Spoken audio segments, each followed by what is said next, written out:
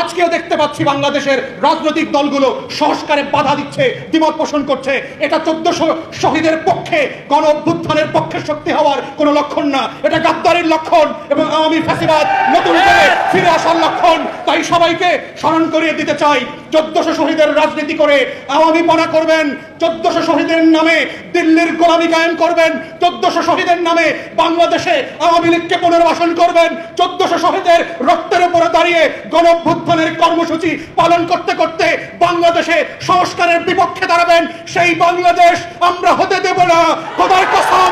সেই বাংলাদেশ আপনাদেরকে প্রত্যাখ্যান করবে, যেভাবে আওয়ামী লীগকে, শেখ হাসিনাকে, শেখ পরিবারকে প্রত্যাখ্যান করেছে, শেখ পরিবারের মূর্তি ভেঙে ভেঙে যেভাবে আওয়ামী লীগের রাজনীতিকে নাই করে দিয়েছে, আপনারা বাংলাদেশের রাজনীতিতে নাই হয়ে যাবেন যদি ওই আওয়ামী ফ্যাসিবাদ বিরোধী আন্দোলনের বক্তব্যগুলো পরিবর্তন করতে না চান, নিজেদেরকে বদলাতে না চান, নতুন বাংলাদেশ গড়বার ক্ষেত্রে আপনার ভূমিকাকে প্রশ্নবিদ্ধ করেন। তাহলে ইতিহাস থেকে শিক্ষা নেন।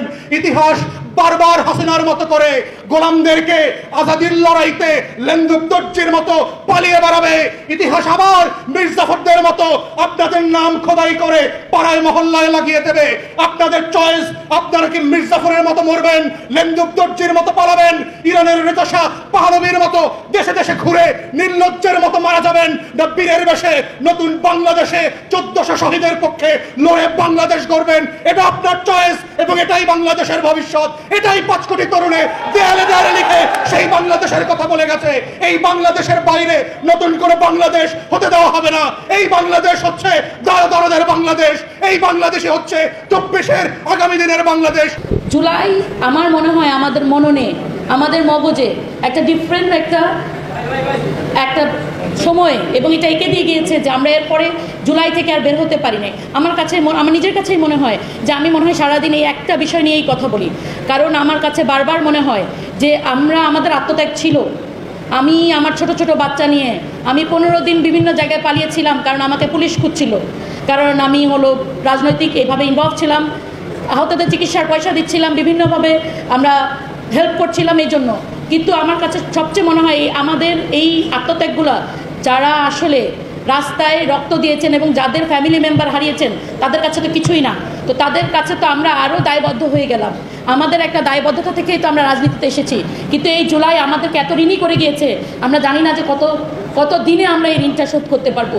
কত বছরে আমরা এই যে নুজাইরার বাবা যে নাই, তার যে একটা শৈশব চলে গিয়েছে, সেই শৈশবের বদলে তাহলে আমরা নতুন বাংলাদেশকে কি দিয়েছি, কি করতে পারলাম আমরা তাদের জন্য? নুজাইরার যে বড় হবে, তখন সে যদি বড় হয়ে বলে আমার বাবা যখন বেঁচে ছিল সেই বাংলাদেশই তো আমি দেখছি, তাহলে আমার বাবা কার জন্য চলে গেল এবং আমাদেরকে কার জন্য একা করে গেল, সেই উত্তর আমরা কি দিব? সেই উত্তর তো আমাদের কাছে নেই। আমরা আজকে সংস্কার কমিশনে বসে আছি, বিভিন্ন জিনিস নিয়ে আলাপ করছি, কিন্তু শেষে দেখি কি অনেক আলাপের পরে সে সংস্কারটা মুখ থুবড়ে পড়ছে।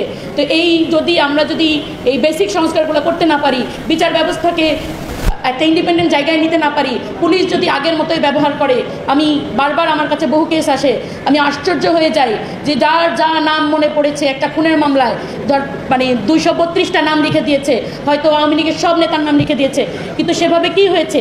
পুলিশে এটা অ্যাকসেপ্ট করে নিয়েছে। কিন্তু এটা কেন নিয়েছে জানেন আপনারা? কারণ এইভাবে এই মামলাটাকে দুর্বল করে ফেলেছে।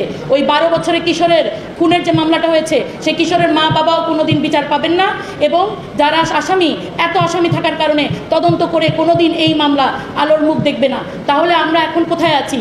আমরা কি একটা নতুন বাংলাদেশ পেয়েছি, নাকি আমরা আগের সিস্টেমেই চলছি? সেই জায়গাটাকে নিজেকে প্রশ্ন করতে হবে এবং সবসময় বুঝতে হবে কেন আমরা এটাকে ফেল করছি।